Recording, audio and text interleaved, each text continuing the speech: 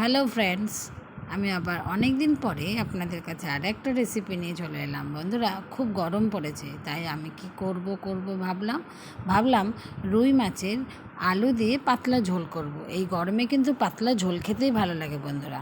আমি রুই মাছ কিনে নিয়ে এসেছিলাম। সেই রুই মাছটাকে পরিষ্কার করে ধুয়ে নুন আর হলুদ মাখিয়ে নিলাম। মাখিয়ে নেওয়ার পরে কড়াইয়ে সর্ষের তেল দিয়ে এবার মাছগুলো আমি ভেজে নেব বন্ধুরা।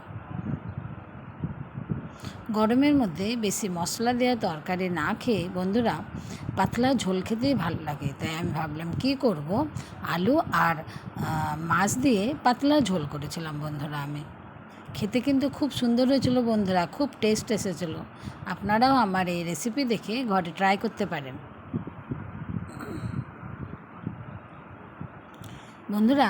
আমার মাছগুলো দেখেন লাল লাল করে ভাজা হয়ে গেল। এবার আমি এক এক করে সব কড়াই থেকে উঠিয়ে নেব।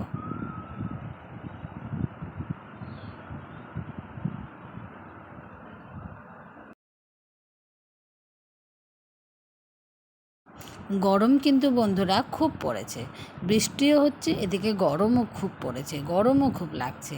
এই সময় বেশি মশলার ঝোল খাওয়া বিলকুল একেবারেই দরকার নেই। তাই পাতলা ঝোল খেলেই শরীরও ভালো থাকবে, মনও ভালো থাকবে। তাই আমি আপনাদের জন্য নিয়ে এসেছিলাম আলু আর রুই মাছের পাতলা ঝোল।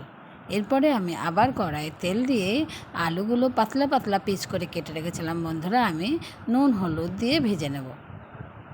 ভাজার জন্য আমি আবার আলুকে 10 মিনিট কভার করেছিলাম। কভার করে রাখার 10 মিনিট পরে আমি ফিরে এলাম। দেখেন বন্ধুরা, এবার আমার আলুও ভাজা হয়ে গেছে। এবার আমি আলুগুলো এক এক করে সব উঠিয়ে নেব কড়াই থেকে। তারপরে আমি কড়াইয়ের মধ্যে ফুটন দেব। ফুটন দিয়েছিলাম 2টো শুকনো লঙ্কা আর একটা ছোট্ট অনিয়ন পেস্ট। বেশি মশলা দিয়ে করিনি বন্ধুরা, আমি পাতলা ঝোল করেছিলাম। তারপরে জিঞ্জার আর গার্লিক পেস্ট সব কিছু দিয়ে এবার আমি ভালো করে নাড়াচাড়া করে নেব।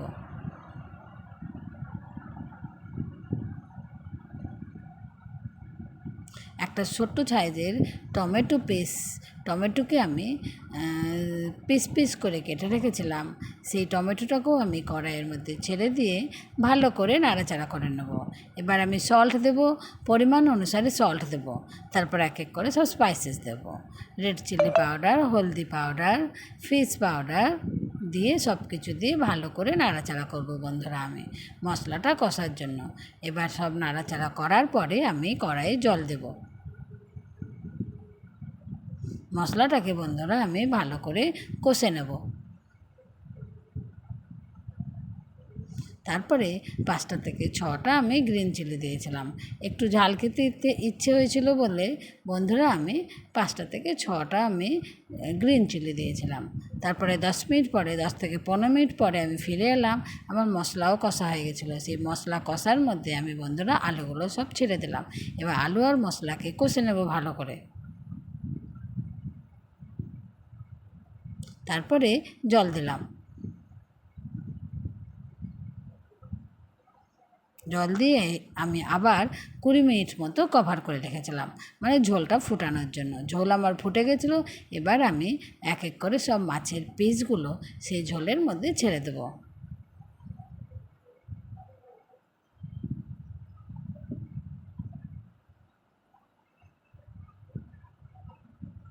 আবার আমি 10 মিনিট কভার করেছিলাম।